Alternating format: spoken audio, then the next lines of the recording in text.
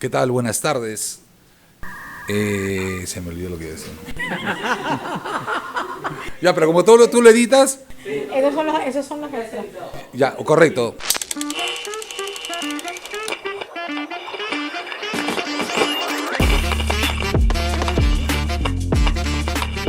¿Qué tal? Muy buenas tardes. Bienvenidos a un nuevo capítulo de Sin Bla Bla Bla Legal.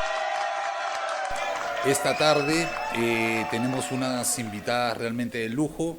Queremos tratar de llegar a mucha gente con la intención de poner en conocimiento o ver la diferencia que puede existir entre una forma de litigar en determinados países del mundo. En este caso, vamos a hacer una pequeña diferencia, o de repente una amplia diferencia, en tratar de ver cómo nosotros los abogados litigamos acá en Perú y cómo litigan abogados en España.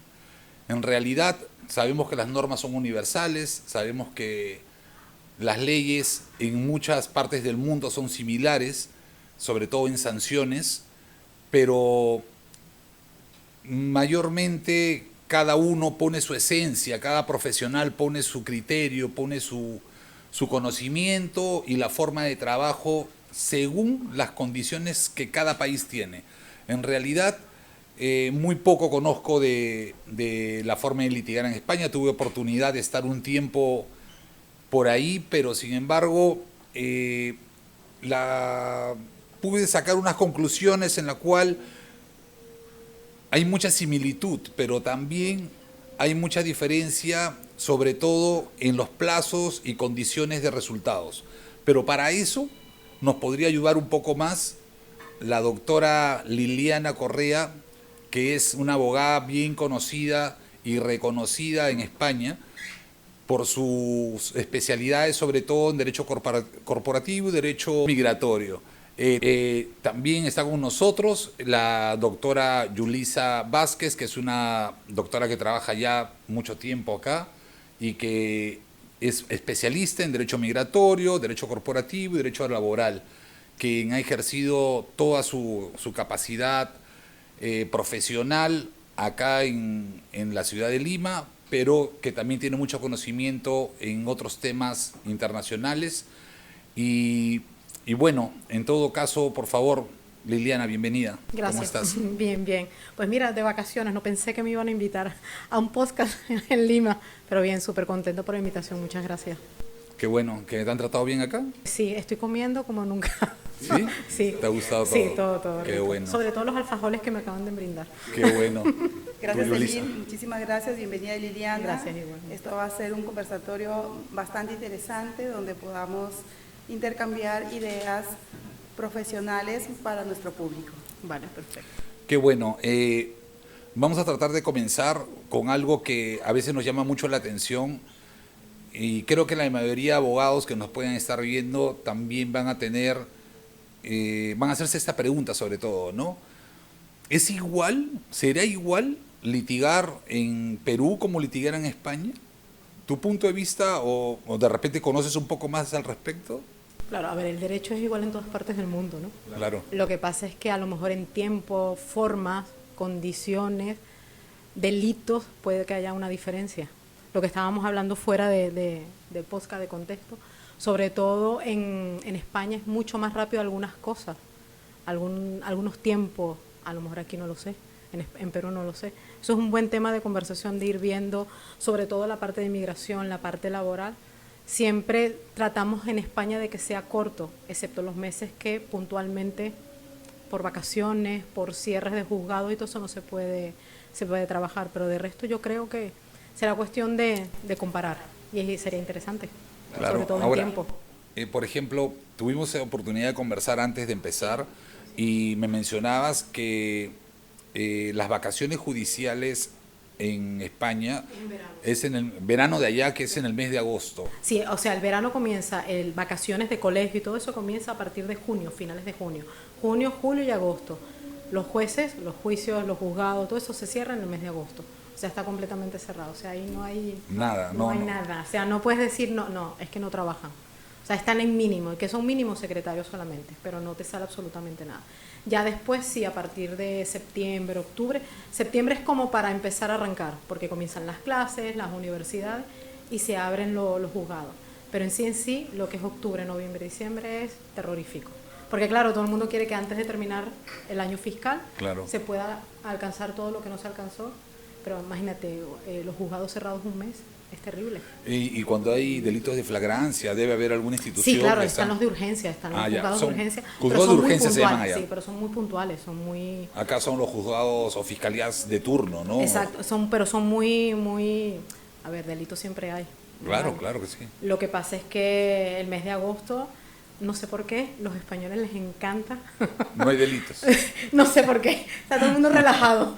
Con las vacaciones está todo el mundo tranquilo. Ah, a veces es bueno, ¿no? Eso es bueno. Igual que ahora en febrero son los carnavales, por lo menos donde soy yo, en Tenerife, están a mínimo. O sea, la mayoría de la gente está trabajando media jornada. ¿Por qué? Por seguridad, porque hay mucha gente en la calle, hay muchas fiestas, entonces por seguridad se trabaja media jornada. Hay muchas calles que están cerradas. Entonces, ya el español, el canario por sí, ya se ha adecuado a las fechas, a los momentos. ¿Dónde estás tú, perdóname, dónde estás tú, que es Tenerife? Santa Cruz de Tenerife, sí. ¿Hay algún tipo de diferencia con el litigio que hay en Madrid, por ejemplo? Hay diferencia en el sentido de horarios. Correcto. Y de fechas y de cosas así. Es diferente. Además, Madrid es mucho más revolucionario, es mucho más, sí, claro. Más capital. Madrid, Barcelona, Salamanca, todo es mucho más capital, movimiento. Más movimiento. A mí eso me estresa. A mí me encantan las islas porque se trabaja bien, se trabaja cómodo, pero en calidad de vida es mucho más tranquilo. Igual, como se dice en España, tienes que patear la calle, patear aquí, caminar. Claro. Pero Península, cuando nos toca ir a Península, es horrible, pero hay que hacerlo. Claro, es parte de... donde salga. Ahora, entrando un poco al tema de fondo, me gustaría conversar un poco más ampliamente contigo en relación a los tipos de... A ver, sabemos de que los delitos son calificados y son conceptualizados de manera universal, ¿correcto? Exacto. Sabemos que es un robo, un hurto, una estafa, una violación o cualquier otro tipo. De repente cambian las palabras, ¿no? Hay países que le empiezan a cambiar la denominación, pero el concepto es igual. Pero la base es la misma, exacto. Correcto. Por ejemplo, hoy en día, acá en Perú, y creo que en mucha parte de Latinoamérica, ahora tú nos vas a decir también ahí en España, estamos con un tema que es la violencia de género. España es terrible. Y acá también. Entonces, pero acá como siempre hemos aprendido después de las desgracias. Exacto. ¿Okay? Siempre hemos aprendido después de ver algo que ocurrió o algo que pasó o algo que no se evitó oportunamente. Entonces, hace unos años atrás, creo que hace pocos años atrás, no muchos años, existe una ley que se ha plasmado de una vez a favor de la sociedad en relación a que las sanciones sean muy altas cuando existe un tema de violencia de género. ¿Cómo es actualmente en España? ¿Sabes cuál es el problema en España? Que la mayoría de hecho, los españoles, no todos, pero hay mucho lo que es el machismo, ¿vale? ¿Qué pasa? No hay denuncias. Entonces, al no haber denuncias, es muy complicado. Entonces, ¿qué pasa? La mujer le da miedo denunciar. Entonces, no solamente está afectado, la violencia de género es lo que yo siempre le digo a los compañeros y todo eso, no solamente afecta a la mujer, sino a los hijos menores de edad. Porque ¿quiénes son los más perjudicados? Los niños. En sí son los niños. Exacto. Hay un montón de casos que la manera de violencia no es directamente con la mujer, sino es ir directamente a los menores, es asesinar a los niños. Y en España tienen canales, aquí en Perú tenemos canales donde la mujer podría de manera anónima. Sí, están canales que son completamente privados, o sea, no existe, ni siquiera sale reflejado en la factura de teléfono y nada de eso, que pueden solicitar ayuda, tanto los menores de edad, los niños, claro, como las mujeres. Pero ¿qué pasa? La ideología de las mujeres le da miedo el denunciar. Y de hecho, muchas de las mujeres que son asesinadas, sobre todo en península, la península es mucho más complicado que las islas. Muchas de ellas, te puedo decir que a lo mejor de 5 mujeres, a lo mejor una sola es la que ha denunciado. y con la denuncia tienes hasta protección. Muchas veces Medidas de protección. la policía Sí. no te cree muchas veces. Entonces, es un conjunto que hay que trabajar mucho todavía.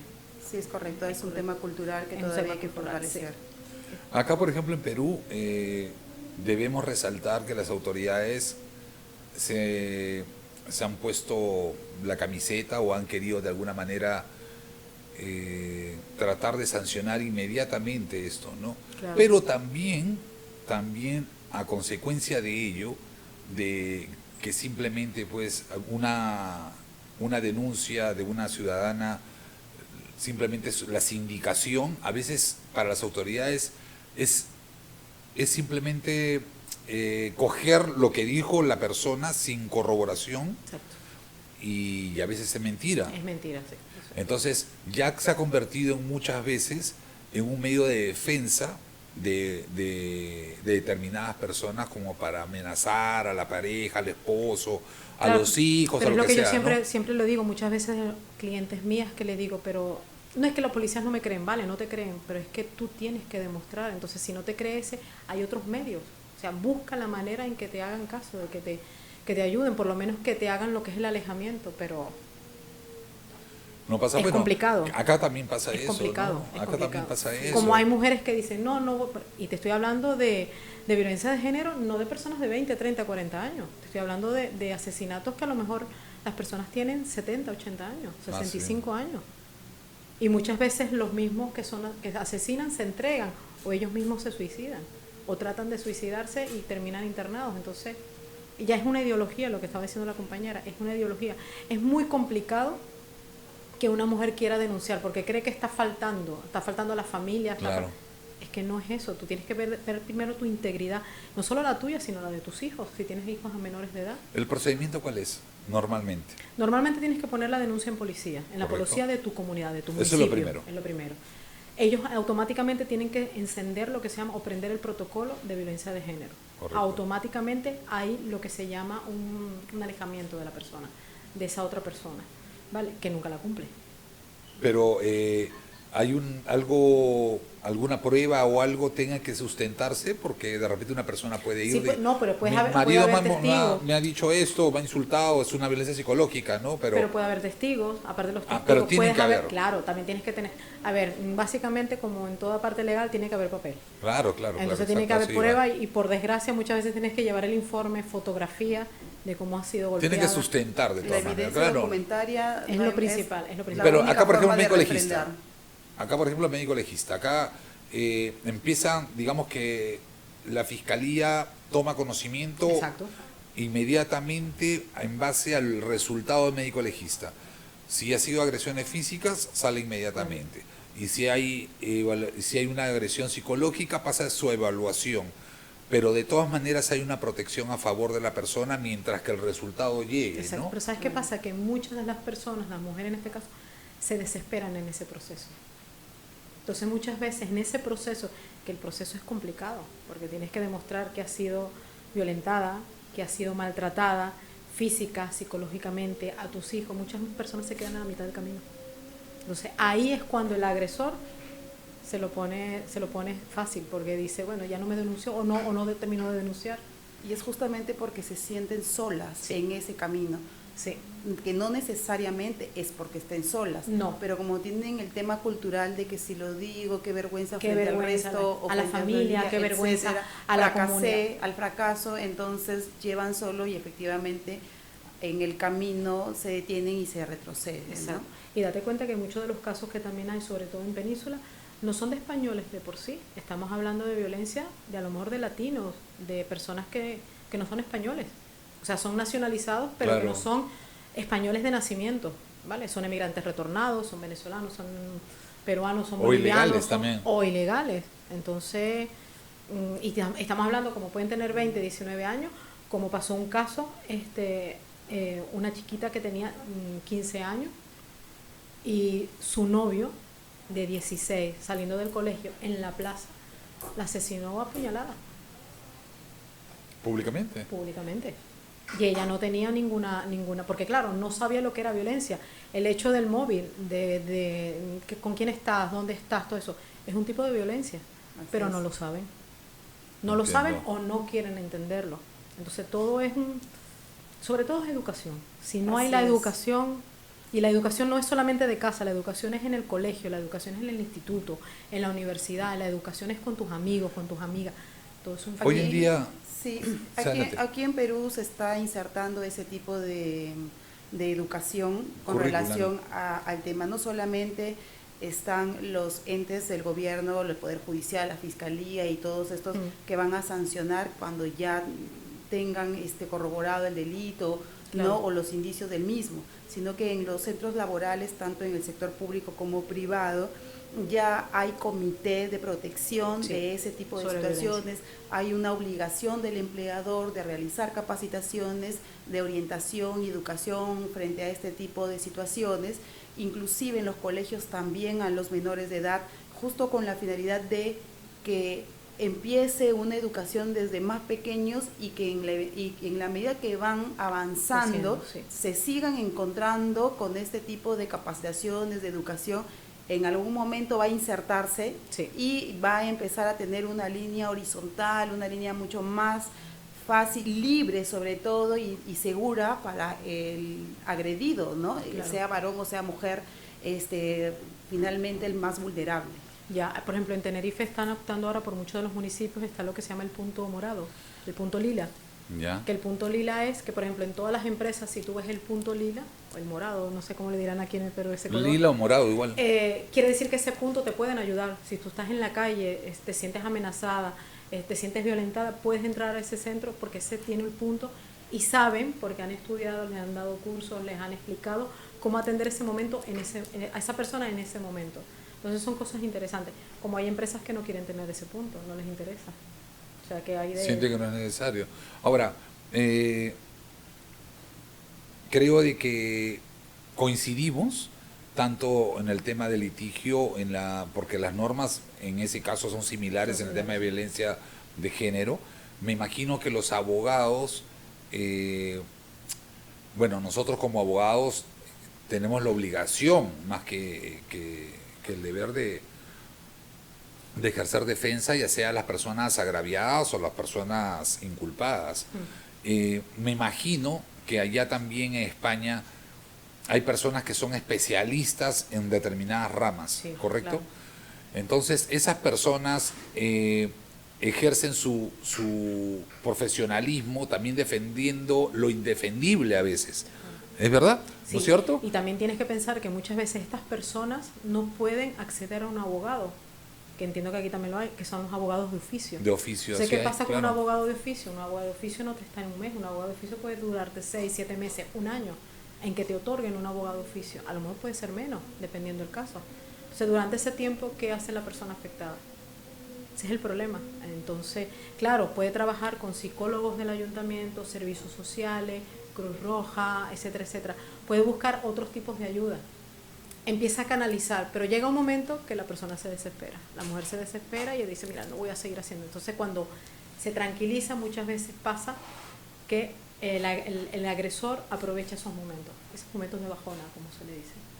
Entonces, Claro, entonces creo que coincidimos en que el ejercicio de la defensa que se hace en Perú también se hace en España, pero más que nada de eso, el profesionalismo que tiene que primar sobre ello es porque existe una norma, una ley Exacto. que universal en este caso, que tanto ahorita en Perú como en España creo que está... Equiparado. ¿Sabes más o menos el promedio de violencia que existe actualmente aproximadamente? Creo que no lo sé, pero yo sé que desde el 2003 al 2025 hay 2.400 personas, mujeres asesinadas. asesinadas. Mujeres, no estamos hablando de niños, estamos hablando de mujeres. Un promedio así más o menos a ojo, como se dice.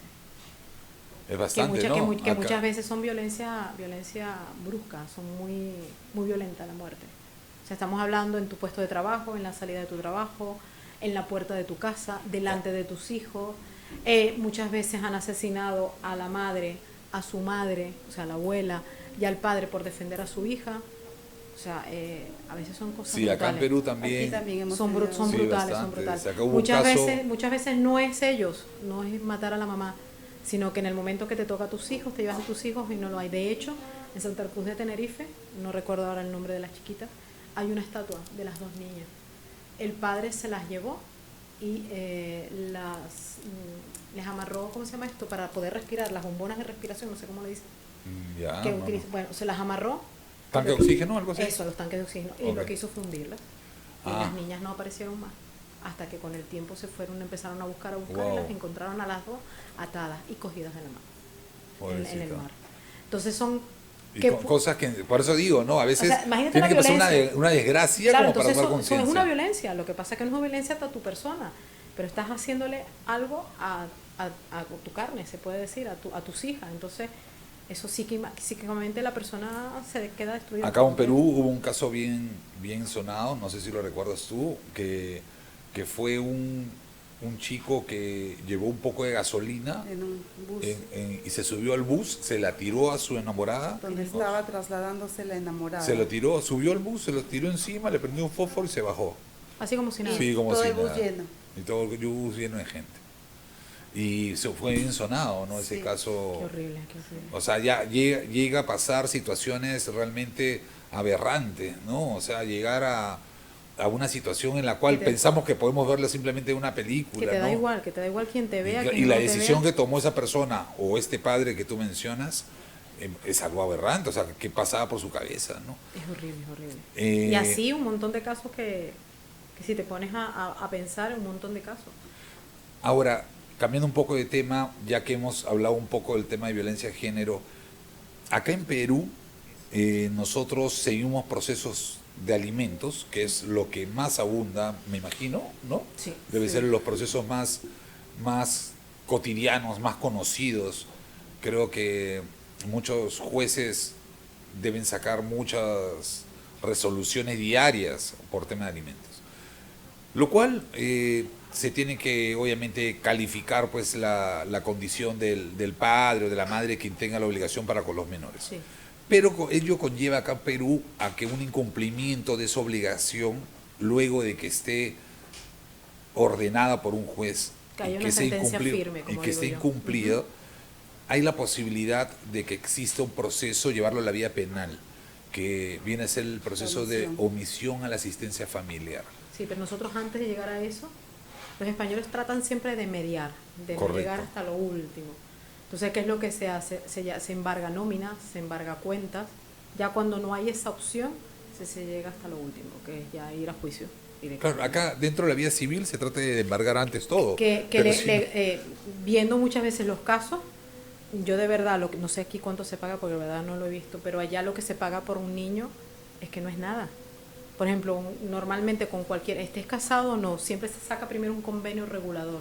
El convenio regulador lo da la sentencia al juez y te dice, usted por su menor hijo de edad, usted tiene tantos días con el niño, usted le toca tal fecha y su manutención es de 180 euros mensuales. Un niño no vive con 180 euros mensuales. pero no hay mucha diferencia. Acá también hay jueces que te dan 400 soles o 300 soles de... Pero 180, yo a veces le digo al cliente, me dice, no, pero es que es que tengo que pagar. Digo, pero tú sabes, tu hijo vive con 180 Claro, euros. es imposible. Sucede que aquí en Perú, de acuerdo a lo que establece la norma, es que con tope al trabajador no le puedes sacar, o el tope es el 60% de Nada lo que más. percibe. Lo que percibe. Ajá, pero claro, mientras sea trabajador, al menos está en la obligación De de, pagar tanto. pasarle. El problema de aquí, cuando ya pasa al tipo penal por la omisión de la asistencia familiar, a la asistencia familiar, es justamente porque ese trabajador, pasa mucho, prefiere que lo despidan, prefiere que salir y quedarse sin trabajo para sustraerse de la obligación, de de pagar. tener que asistir a su alimentista, a su menor hijo, ¿no? Entonces es allí donde empieza a acumular la deuda y definitivamente pasa ya por este proceso penal Ya. que termina estando preso, ¿no? Pero es básicamente porque ya no tiene más Ya no hay de forma, dónde no hay sacar. forma, claro. Aquí en el ámbito laboral, por ejemplo, algunas empresas lo que hacen es, así como piden los antecedentes penales, judiciales, dependiendo al donde va, también piden si está o no en el registro. Hay un registro que se llama el REDAM, que es el registro de deudores alimentarios. Ah, Entonces, ok. allí piden si el trabajador es o no un deudor alimentario. Pensión alimentaria. Y con eso, de alguna manera, podría el empleador no contratarlo Claro. ¿no? O en su defecto contratarlo, pero hacerle como Deducírselo en ya tiene conocimiento que tiene ahí una obligación que realizar. Entonces, sí, de alguna manera estamos tratando de ordenarnos, falta mucho todavía, Claro. pero es en base a las experiencias, A las experiencias, claro. sí, que venimos Y aquí a los mejorando. casos y todo Así lo que es. vaya. Entonces, en España también existe este tipo de Sí, pero procedimiento, estamos se hablando- llama igual. Sí, estamos hablando ya al final de todo, porque Correcto. siempre se va a nómina, a lo que dice ella, a nómina. ¿Y hay cárcel contrato. efectiva? Acá sí hay. Sí hay, sí hay. Sí hay cárcel sí hay, efectiva, sí, entonces. sí hay. Correcto. Que es complicado, pero sí hay. Acá también evaluando, pero acá solamente Pero es por estamos un tema hablando de... que durante todo ese tiempo el niño no cobra su alimentación, o sea, su pensión alimentaria no la cobra. Claro. Que es lo que a veces me dice la madre, pero ¿de qué me sirve? ¿De qué me sirve llegar a juicio y que vaya preso? Igual no tengo la alimentación del niño, sí, es verdad, pero ¿qué podemos hacer? Sí, claro. Una cosa es la obligación que tiene Claro, tú te pones- esa persona, otra cosa es la sanción penal que Claro, porque corresponde allá como se va ciudadano, nómina, ¿no? se va cuenta, se va la renta, que ahora empieza la presentación de la renta, comienza ahora en abril. Lo que te descuentan de... Entonces, si por ejemplo te toca a devolver, o sea, que el Estado te devuelva a ti, automáticamente ese dinero, si ya hay un juez, aunque no haya una sentencia, o no haya ya un juez sabe, un juez del menor sabe que ese dinero va directamente. Entonces, ¿qué prefieren? No me hagas deducciones de renta en nómina, no me retengas en renta, Claro. o no trabajan con nómina, o sea, trabajan en negro, que lo hay también. O sea, siempre la manera de no tener que dar la alimentación. Entonces, es lo que me dicen las mamás, pero ¿qué hago mientras tanto? ¿Es verdad?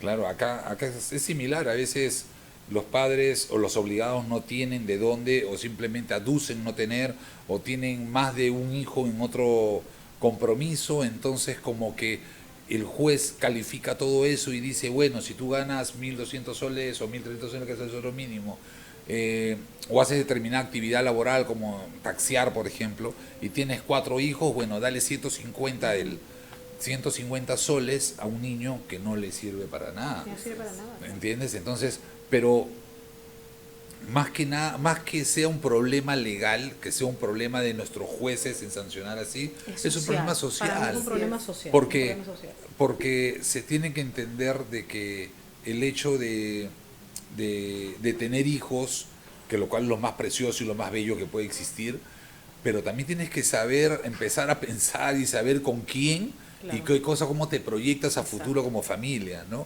Porque si no van a padecer estos problemas y no solamente eso, sino ya vienen los problemas psicológicos de un menor, los problemas de salud porque no se alimenta bien, el hecho de crecer en un entorno donde ve constantemente que la mamá sufre porque no tiene cómo alimentarlo, Está peleando con el papá porque el papá... para que le dé y que el papá lo rechaza al niño y que de alguna manera sí se siente el rechazo de este menor porque el papá tiene otros hijos. Fíjate Entonces, que hay un convenio que hicimos, un último convenio que hicimos hace tiempo, era de que todo era 50% para evitar estas cosas. Entonces el niño entra al colegio, gasta en material, en uniforme, en libros, lo que sea, que ahora casi la mayoría de los libros son de forma virtuales.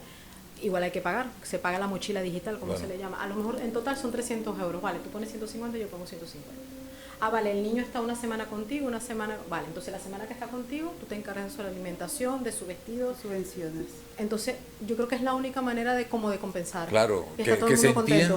que se entienda desde antes de ser padres de que la obligación es 50-50, pase lo que pase. Exacto. Sí, en realidad, pero es de compensar a veces la parte económica, ¿no? Claro, pero porque la parte pero psicológica no, de eso que es un imposible. menor va una semana o un tiempo determinado y luego cambia esa atmósfera en la que se desarrolla. Entonces, definitivamente siempre en una situación como esa se va a perder algo, Sí. y algo importante, ¿no? Exacto. Que es la formación emocional del niño. Ahora, en relación a lo que hemos podido apreciar en este momento, a tu parecer, ¿crees que un abogado peruano podría litigar tranquilamente en España? Sí, sí puede tranquilamente. Porque acá en Perú, por ejemplo, hay muchos abogados que han hecho, venezolanos por ejemplo, Okay. que han hecho capacitación, especialización, han dado un examen, han aprobado y siguen trabajando como vinieron, como abogados. Hay muchos que no, hay muchos que sí. En España Y les va también bien y han podido captar las normas, las leyes, la forma de litigar y todo. allá hacen tu homologación, lo que se llama la homologación. Homologación, Haces una exactamente. homologación, exacto. Entonces no habría ningún inconveniente No. porque solamente tendría que homologar título. Claro. Entonces ya creo de que muchas personas también se pueden animar si desean hacer eso. Claro. Y lo pueden mucho, por homologar. ejemplo, allá también los venezolanos, muchos de los venezolanos que están haciendo también, aparte de hacer la homologación, después lo que hacen es a lo mejor sacar un máster en algo puntual, por ejemplo, migración, en la laboral también es. Laboral es algo que, lo que es migración y laboral es lo que más se mueve. Sí, así Es lo que más se mueve, porque allá lo que es las conciliaciones, el llegar a un acuerdo entre las empresas, los empleados, o sea, es un mundo. Y qué mejor oportunidad que nos cuentes, Liliana. Ahora mismo hay una ley que en octubre los hijos o los descendientes directos de españoles, ¿no? Podría ser Emil quien te habla o cualquier peruano Como lo que fui yo, tenga como lo fui yo.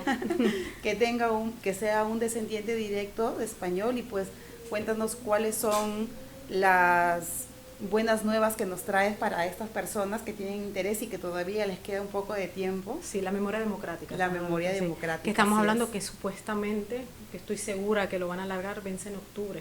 Ujú. ¿Vale? Recuerdo que eso fue un caso mío, lo que pasa es que hace muchos años, porque mi padre es gomero, español, de las Islas Canarias, mi madre portuguesa, emigraron en su momento, en los años 50 a Venezuela, se casaron, etcétera, etcétera, y fue cuando yo nací, claro. En su momento, el venezolano que quería trabajar en Venezuela tenía que renunciar a su nacionalidad, en este caso la española, para poder nacionalizarse venezolano para poder trabajar. ¿Qué pasa? A partir, creo que fue del 87, 88, mi padre fue a España, a La Gomera, y podía recuperar su nacionalidad, podía tener la doble nacionalidad y podía dársela a sus hijas, que fue lo que hizo. Que al principio mi hermana y yo decíamos, ¿pero para qué queremos nosotros la nacionalidad española? Claro. Y mi padre siempre me decía, que se lo conté a él fuera de cámara, como se dice, me dice, Lili, acuérdate que el gomero más bruto es abogado. Y yo digo, qué cosas son la vida, ¿no? Entonces empezamos a inscribirnos, pedir nuestro certificado de nacimiento, la carta literal, como se llama. Claro. Después me casé con el peruano, con mi esposo, con Raúl, inscribimos nuestro matrimonio, nació mi primera hija, inscribimos a nuestra hija, así fui dando. Claro, cuando yo vi la situación de Venezuela, que dije, me voy para España, porque pensé que Europa es mucho más campo abierto para mis hijas, porque no solamente buscas tu bienestar, sino que como mamá y papá, Definitivamente. digo, pensamos en nuestras vejez, Así pero es. piensas en tus hijas. Vámonos a España. Recuerdo que cuando fuimos en la Castellana, que era donde estaba el consulado, tuvimos que ir a las 3 de la mañana, porque las colas eran Me interminables. imagino. Y de gente que estaba todavía pidiendo su certificado de nacimiento de sus abuelos. Entonces ahí fue cuando me di cuenta, joder, menos mal que hice caso a mi papá. Sí. Entonces, claro, pedir la baja consular y todo eso. Entonces, es lo mismo que ahora. Entonces, ahora, ¿qué es lo que se está haciendo? Se le está diciendo a la mayoría de las personas que tengan ascendientes, hasta los bisabuelos, que sean españoles, pedir su certificado de nacimiento. Y en base a eso puedes pedir tu nacionalidad española. ¿Qué pasa? A partir de 1900, creo que fue en 1950, es que están registradas a nivel de registro civil los certificados de nacimiento, Ok. y los anteriores no. ¿Y O sea, allí qué hacemos? entonces me ha llamado gente que me dice, Lili, necesito un certificado de nacimiento de mi abuelo. Digo, bueno, dime el nombre, fecha de nacimiento. Hay gente que es de 1888. Wow. Entonces, ¿qué es lo que vamos? Vamos al obispado de la iglesia. Entonces pedimos certificado de bautismo. Entonces, que con ok. eso también es legal, Sí. si no hay un certificado de nacimiento, porque correcto. antiguamente no todo el mundo estaba registrado. Claro, es un documento que sirve para Es válido, acreditar, sí, claro. válido. Acreditas que tú naciste El en vínculo. España, Así exacto, es. que naciste en España y Te que fuiste bautizaron, bautizado. así es, sí, Otra claro. cosa es que hayas vivido en España o no. Estamos hablando de cubanos, venezolanos, peruanos no hay mucho, pero cubanos y venezolanos, una cantidad Bastante, bastante, sí, bastante. Y yo creo que la situación hace que la gente busque otras prioridades, porque la gente piensa que la situación va a cambiar, pero no cambia.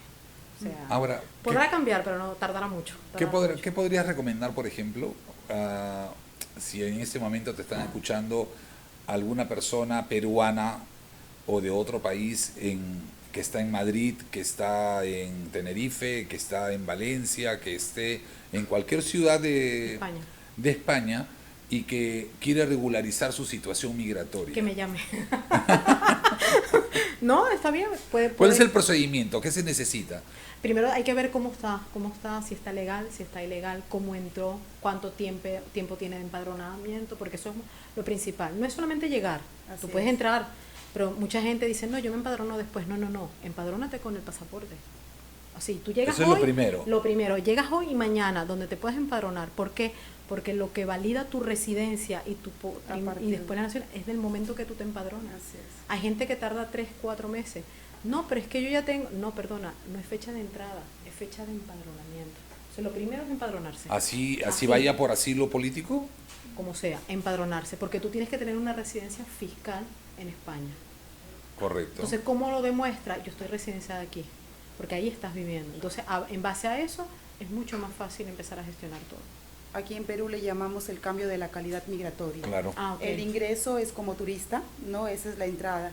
Sin embargo, también hay un tope legal que no puedes extenderte como turista dentro del territorio nacional, 90 días, correcto. Y luego de eso ya tienes que hacer tu cambio de la calidad migratoria. Hay un abanico de posibilidades para entrar a Perú, sea como trabajador, como rentista, como estudiante, hay todo un arraigo abanico social, arraigo familiar, etcétera. Entonces, y bueno, hay que cumplir ciertos requisitos, que es la forma de empadronarse, y de allí empieza a contabilizarse también. Sí. Y en la medida que se siguen cumpliendo cada uno de los requisitos, vas pasando de una calidad temporal a una permanente, y luego podrías optar por una nacionalidad, ya sea por opción, ¿no? Por naturalización. Que normalmente tienes que tener 3 años. Aquí en Perú son 2 años. En España son 3. Sin embargo, hay toda una serie de requisitos que cumplir. Claro. No es que calendario sean 2 años, si no tienes los requisitos empiezas de cero. Exacto. Es como se tiene de aquí hecho, en Perú. Lo bueno, no sé si también aquí será así, pero por ejemplo en España, aunque tú entres sin una residencia o no estés legal, tus hijos tienen derecho a la educación. O sea, tú simplemente con el pasaporte y con tu empadronamiento puedes solicitar en los colegios públicos la educación para tus hijos, porque es algo que es un derecho. Así es. Al igual que la sanidad. ¿Vale? ¿Qué es lo que pasa? Que muchas empresas no te pueden contratar si tú no estás legal. Obvio. Claro. Definitivamente, aquí en Perú es igual. O muchas empresas dicen, que es lo que yo a veces le digo a la gente, pregunta si te pueden hacer un precontrato. Un precontrato es que yo te estoy diciendo antes de contratarte que yo me comprometo a hacerlo, a hacer efectivo tu contrato. ¿Qué pasa? La policía te va a decir, ¿usted tiene precontrato? Sí, bueno, deme su precontrato. Vale, deme su documentación, tiene que estar vigente, pasaporte, DNI, cédula de identidad si eres venezolano, todo eso, certificados de empadronamiento, certificados de antecedentes penales, todo eso. Si tienes todo eso, automáticamente te dicen, vale, entonces vamos a sacar una residencia para su trabajo.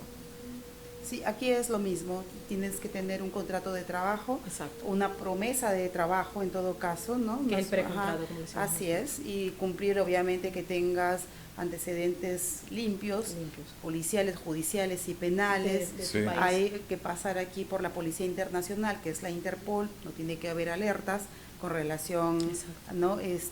a ningún antecedente que puedas tener. Y bueno, cumplir uno que otro requisito, documentos de identidad, que la empresa que te va a contratar obviamente esté inscrita en el registro aquí de personas jurídicas, que esté legalmente constituida. Con registros públicos. Que no tenga deudas, nosotros tenemos certificados. Y sobre todo que tenga trabajadores, porque se constituyen muchas para ayudar a ingresar, pero si no está inscrito como empleador, entonces tampoco o tiene menos probabilidades que el cambio de calidad migratoria que esté solicitando un extranjero se lo puedan entregar. Ya. Ahora, perdóname, Yulisa, a ver si me puedes aclarar este punto. Y cuando una persona acá en Perú desea, siendo extranjero, va a ser contratado en una empresa, creo que tiene que haber un mínimo de trabajadores peruanos para que puedan contratar a un extranjero. 20% es el máximo de extranjeros respecto de la planilla que pueda tener En una empresa plantilla de peruana. Allá ¿De como es en acuerdo? España. Allá Liliana. no te ponen un mínimo. No O te sea, una ponen- persona, por ejemplo, yo como autónoma puedo contratar hacer un precontrato. a Autónoma es como IRL. IRL, sí, yo soy mi jefa. Yo misma soy Ya, mi jefa. claro. Lo que es un autónomo. Y Como puedes tener ahí contratado varias personas Exacto. extranjeras. Puedes tener en plantilla, al igual que puedes tener, por ejemplo, una sociedad limitada, una SLU, una empresa que quiera hacer un precontrato. ¿Qué es lo que sí te obliga migración en este sentido? Es que mínimo tienes que tener esa persona contratada un año. O sea, esa persona tiene que tener un contrato de 40 horas, que son las 40 horas semanales de lunes a viernes o de lunes a domingo, según el convenio. Tienes que tener ese contrato. Entonces, mucha gente dice, bueno, yo tengo 20 horas solo aquí. Digo, pues búscate otra persona o otra empresa que te quiera empleador. contratar las otras 20. Entonces, compensas las 40 horas. Pero lo mínimo que tienes que tener es un año. Entonces, mucha gente lo hace y a la final dice, mira, esta empresa me está ofreciendo que tenga las 40 horas con ella. Pues nada, perfecto, dile a la otra empresa que te haga la baja y automáticamente la otra que te haga el alta. Y tú sigues demostrando que tienes tus 40 horas semanales. Exacto. Sin problema. Vas a tener derecho a tu seguridad social, tienes tu Así nómina, tienes todos tus derechos, como también tienes tus deberes. Eso siempre hay que tenerlo. Conversábamos nosotros, Liliana, antes de empezar el podcast, pero me mencionabas algo muy importante, que era el tema de que actualmente, no sé si me dijiste que hay una ley o que hay un proyecto de ley en bajar las horas de trabajo. Ah, sí. No, ya ha salido lo que es la baja de reducción laboral. Ahora la van a bajar a 37 horas y media. La semana. La semana, sí, que es por conciliación familiar, etcétera, etcétera. Quiere decir que puedes trabajar de lunes a jueves y ya viernes ya no trabajas. Exacto.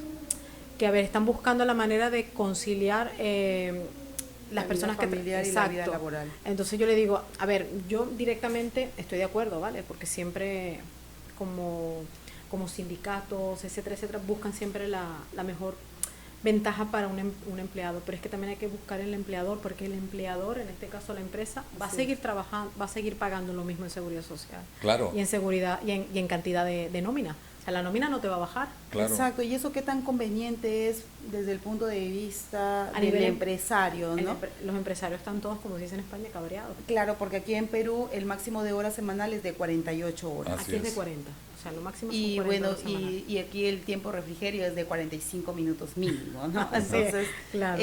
si se va a fijar un horario menor, pues se tiene que indicar en el contrato de trabajo. Claro.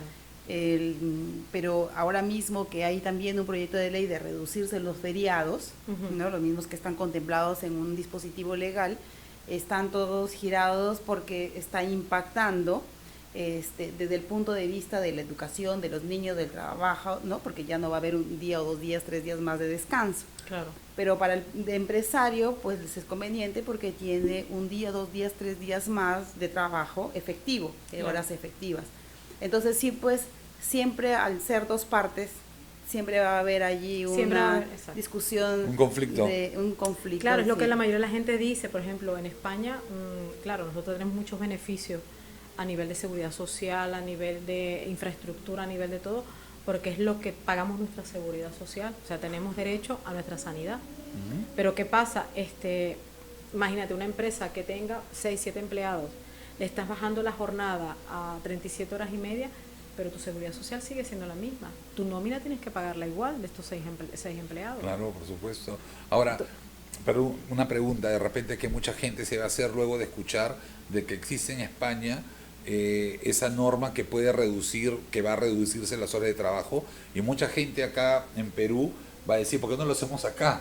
¿No es cierto? Claro. Pero primero que hay diferencias, pero segundo es de que nosotros no podemos, creo, darnos ese lujo aún de poder reducir las horas de trabajo teniendo muchas obligaciones, sea como persona individual o como persona jurídica, Claro, pero y es complicado. En España también es lo mismo, porque a lo mejor tú estás hablando de un empleador, un empleado, pero por ejemplo la empresa va a tener que seguir trabajando al mismo tiempo. Por ejemplo, yo como autónoma no voy a bajar mi jornada, porque igual tengo que Exacto. seguir trabajando.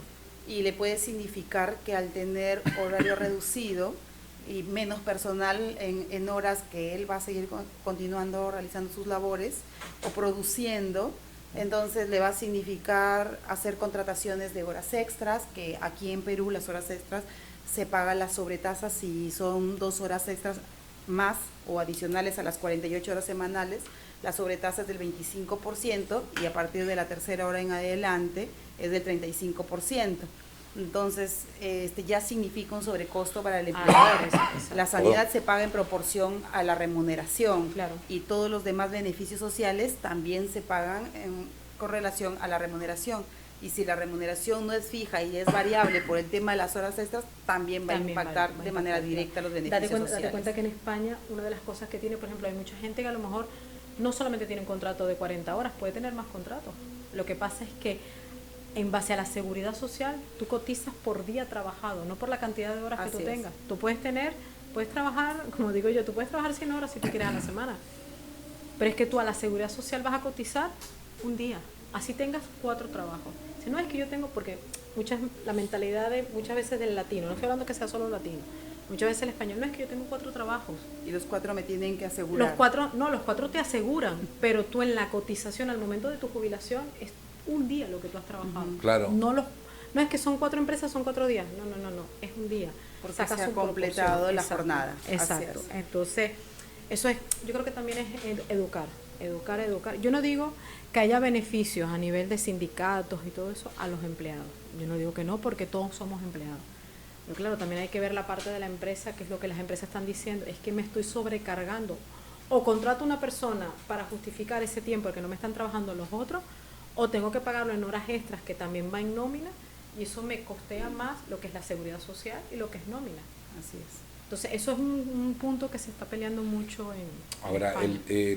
eso quiere decir de que existe mucho litigio en el tema laboral. Laboral es un mundo, no es cierto. O sea, tendrías un montón de trabajo, pero el laboral es un mundo. Pero los plazos son similares, porque acá, por ejemplo, si bien es cierto, hay una nueva norma que... La nueva ley procesal de trabajo. Exactamente, en la cual creo de que se resuelve todo, es más, creo que contestas la demanda dentro de la audiencia, ¿no es cierto? Pero creo que allá... Eso son conciliaciones, no son conciliaciones. Aquí el proceso laboral consta de 3 etapas. Okay. La primera etapa es la conciliación, que es monitoreada por el juez. Okay. Si no se concilia, casi nunca se concilia. Va a la segunda etapa. Aquí se llama la audiencia de juzgamiento, es donde las partes exponen, exponen cada una oralizan sus pretensiones, ¿no? Y el juez los escucha, de ida y vuelta. Vale. La tercera etapa es la sentencia, que allí es básicamente esperar la fecha que señalen, fecha de sentencia, y bueno, y donde va a estar la decisión final del juez en primera instancia. Promedio más o menos en Perú es año y medio tal vez que puede oscilar entre este proceso. Así todo. es. ¿En España? No, en España es un poquito menos. Depende también depende de cada una de las partes. Sin medios impugnatorios hablamos, ¿ah? Pues sí, puede ser 9 meses, 10 meses, pero acuérdate, estamos hablando del mes de agosto que está cerrado, el mes de julio que estamos a media jornada, el mes de junio empezamos a media jornada, las navidades media jornada, entonces todo eso te va ampliando el tiempo. Entonces podríamos llegar a la conclusión de que no existe tampoco tanta diferencia en el tema de la calificación o clasificación de los... Porque estamos hablando de lo mismo. Nosotros allá tenemos lo que es el organismo, el CEMAC, que es el organismo donde hacemos la mediación. O sea, llegamos tanto las partes, tanto el abogado de una parte como de la otra, de la empresa como del empleado, Joaquín, tratar de llegar a un acuerdo económico que sea válido para los dos. No se llega nunca a un acuerdo. O una de las partes no se presenta, casi siempre la empresa no se presenta. Entonces ya vamos a lo que es la parte del juicio, que es donde el juez dice, no, mira, hay que hacer esto y esto. ¿Qué pasa? En todo este transcurso muchas de las empresas se declaran insolventes. Al declararse insolventes, más largo queda el proceso. Entonces lo que yo le digo a él, te puedo decir 3 meses, como puedo decir 6 meses, como puedo decir 1 año. ¿Qué pasa cuando la insolvencia? Ya entramos en otro organismo, cuando dicta el juez, que se llama FOGASA. FOGASA es la que por el gobierno te liquida parte proporcional de lo que sería tu liquidación. Entonces, claro, estamos hablando que puede ser 1 año, 1 año y medio, 2 años, dependiendo. O sea, todo aquí tiene que ver... Aquí el trabajador tiene 2 vías, la vía administrativa, que es la autoridad fiscalizadora, aquí se llama SUNAFIL, y la vía judicial. Ok. No necesariamente tiene que ir a ambas vías, Ok. ¿no? La SUNAFIL, por ejemplo, es la que va a sancionar al empleador si ha cometido alguna infracción en las normas sociolaborales o en las normas de seguridad y salud en el trabajo. Ok. Pero es básicamente sanciona a la empresa, al empleador, por justamente la mala práctica. Exacto. La vía judicial es donde el juez va a ordenar si tiene o no tiene el derecho a favor el trabajador que demanda, ¿no? Con respecto a algo que considere se le viene vulnerando, sea el pago de beneficios sociales, un reintegro, sea un tema de accidente de trabajo. Claro. Bueno, hay un sinnúmero del derecho laboral, definitivamente en España también debe ser así. Es un mundo. Es muy intuitivo. Sí. Entonces es muy intuitivo, es muy protector y siempre es muy arraigado al trabajador. Sí. Le toca al empleador demostrar que fue diligente, que actuó con todo lo que la norma establece, con las obligaciones legales, para poder atenuar o reducir, porque siempre va a recaer en él la responsabilidad del trabajador. Exacto, sí, sí, es verdad.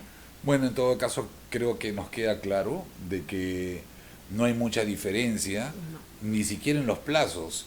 Entonces nosotros como peruanos a veces también decíamos, y creo que tú eres también de esa idea, en que calificábamos un poco la lentitud del Poder Judicial nuestro, en decir que de repente somos uno de los peores por la situación, por la carga, por las mismas formas de procesos que llevan los jueces, fiscales o lo que fuera, hasta por la corrupción, ¿no?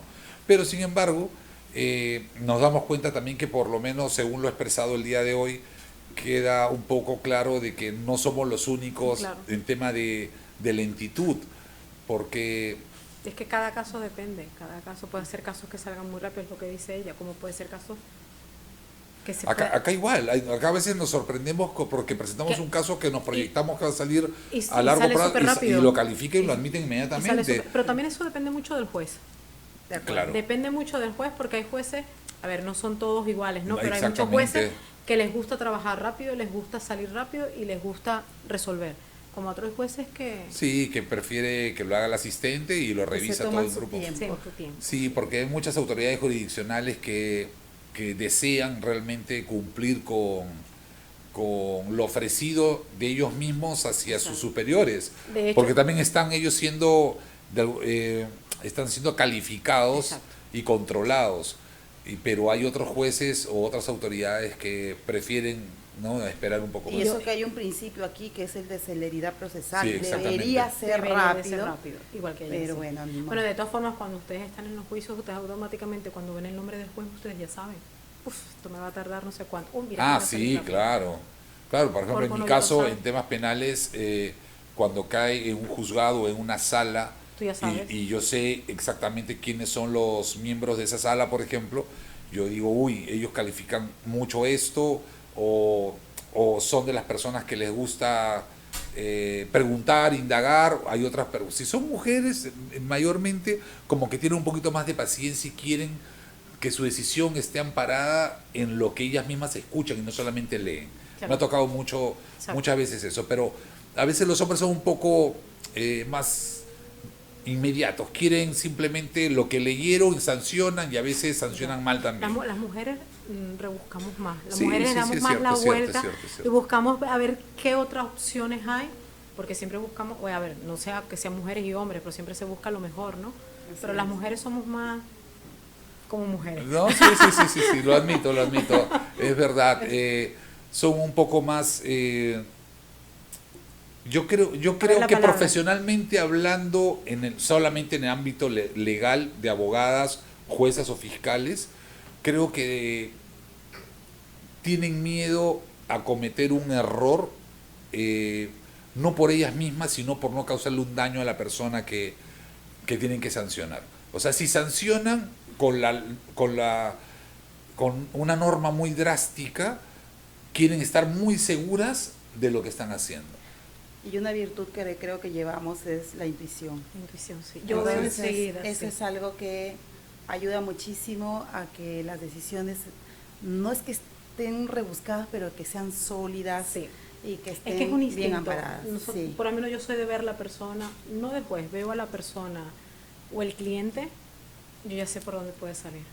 Instintivamente, instintivamente. Yo sé, esto va a salir así, va a salir bien, esto lo puedo hacer, esto no lo puedo hacer, pero es instinto. Yo creo que eso es el hecho de ser mujer. Sí, sí, sí, sí. Sí, sí. Y, Pero eso es y bueno, por eso, eso es bueno, Así es. y eso es por bueno. eso que sí. siempre digo que es muy admirable la. Hoy en día leía la vez pasada en un comentario de internet que cómo realmente a lo largo del tiempo, en el año 2025, los mejores puestos laborales los tienen las mujeres. Sí, en realidad la mujer sí ha crecido a Sí. nivel mundial. Sí. Sin embargo, cada escalón le viene costando mucho porque hay muchísimo por seguir trabajando. Sí, claro que sí. El tema en el que iniciamos nuestra conversación es el que todavía Sí, nos falta mucho, mucho. hacerlo más sólido, hacerlo más educativo.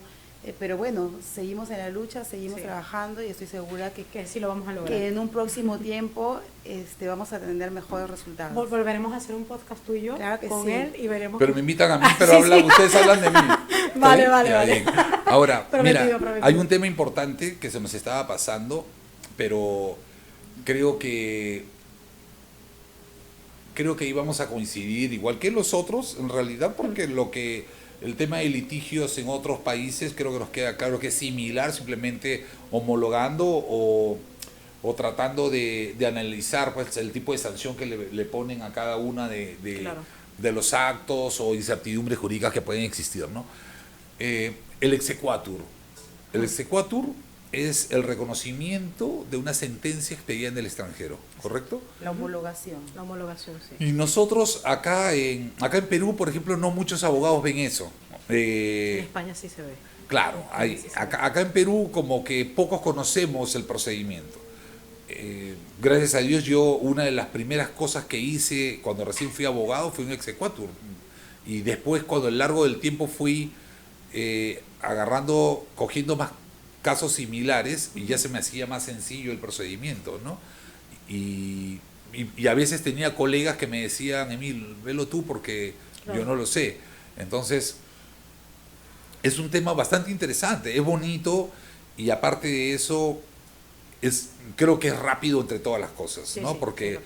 no demora mucho, si estás ahí un poquito como que presionando la sala, Ya hay una sentencia. Sí, Así, claro, Lo que hacen es ya. llevar la sentencia y decir, Y mira, esta decirlo. señora y ese señor están divorciados. Claro, y Tienen que estar divorciados aquí. lo que te controlan mayormente es los requisitos La de que documentación la se traducción, que si está certificado, y tiene que estar legalizado. Apostillado del año. pasado por Así relaciones es. exteriores, Y si está etcétera. traducido Nada o no. más. Sí. Y haber cumplido con una serie de cosas como haber declaraciones juradas y haber Pero hecho ¿sabes publicaciones. lo bueno que yo veo de eso es que se le reconoce al trabajo entre países, o sea, los convenios Sí, entre países. O sea, exacto. estás reconociendo de que el derecho es igual en todas partes. De acuerdo. Exactamente. Eso es lo más importante. Eso es decir, el derecho es igual, un abogado es igual.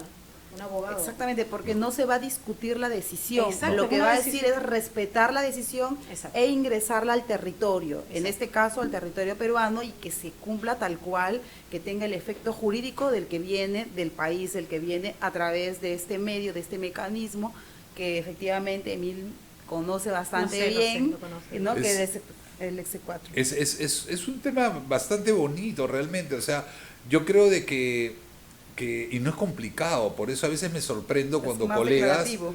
claro, porque hay colegas que no quieren coger ese tipo de responsabilidad, pero en realidad Pero es que te pones a ver, el trabajo está hecho. No, claro. Es simplemente demostrar que está bien lo que nada está más, hecho. es reconocerlo, Es reconocerlo. Es como dice la reconocerlo. norma. Y el juez Tal lo cual. va a reconocer. Eso sí, tienes que cumplir, que tiene que estar homologado, tiene que estar registrado, tiene que estar apostillado, tiene que estar traducido.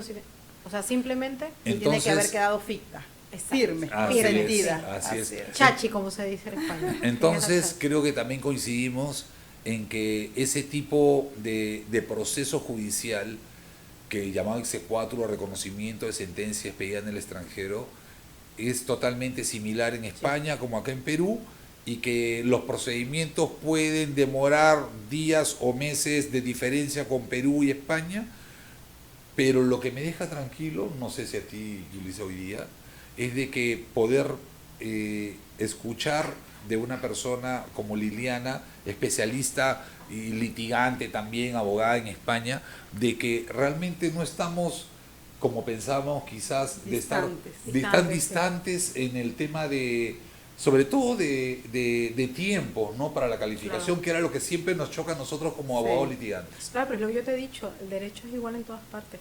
Una cosa es que estemos en Latinoamérica y estemos en el Perú, en España, y que sea un país de la Unión Europea, el derecho es igual. Sí, con claro. sus cambios, con sus cosas, porque cada país tiene sus particularidades. Pero de resto el derecho es igual. Derecho, venimos de Roma, venimos del Así derecho es. romano. Claro, eso, no, sí, O sea, ahí definitivamente. Y ahora lo único es de que me pongo a pensar de que si algún juez o fiscal ve este podcast que hemos hecho nosotros y le querríamos reclamar algo, nos va a decir, oye, pero si en España es igual, ¿por qué? No, Pues ahí ¿por yo no- qué? ahí yo no Espérate, puedo ten hacer paciencia, pues, ¿no es cierto? Claro, sí. Eso nada más creo Sí. que va a ser el problema con nosotros que litigamos. Pero es muy bonito, muy bonito. Por lo menos a mí el derecho me encanta. Ah, bueno, nosotros Definitivamente también, ¿no? sí. Es apasionante. Sí. Que siempre, por ejemplo, nosotros como mujeres, por no sé si tú serás igual, pero seguro que sí, siempre trato de buscarle la vuelta. Si no hay pasión, no hay motivación. No, exacto. Y el derecho es apasionante. Es hermoso, Así es hermoso, sí. Sí, por eso, para mi parecer, el tema penal, que es lo que me apasiona más, es justamente lo que tú dices, ¿no?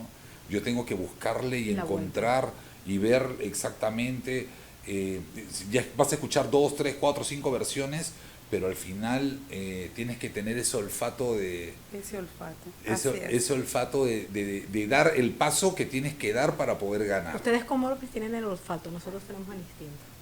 Pero Ahí que está. finalmente Sí. hemos coincidido que aquí lo más importante es la experiencia. Sí, exacto. Y profesionalmente aquí nuestro público puede sentir y tener la seguridad de que somos profesionales con amplia experiencia y que pueden tener la confianza y la seguridad de que cuando lleguen con nosotros van a poder obtener Van a lo poder- que deseen. lo que- Eso es lo mejor Así es. y sobre todo se van a dar cuenta de que aparte de la experiencia que tenemos, somos personas que a lo largo de nuestra trayectoria hemos hecho las cosas correctamente. Correctamente, exacto. Y eso es bueno para nosotros como profesionales y para la gente para que confíe en nosotros. Claro que sí. Y que todo se puede hacer, Todo se puede hacer, es verdad. como cortar cualquier error que me hayas dicho.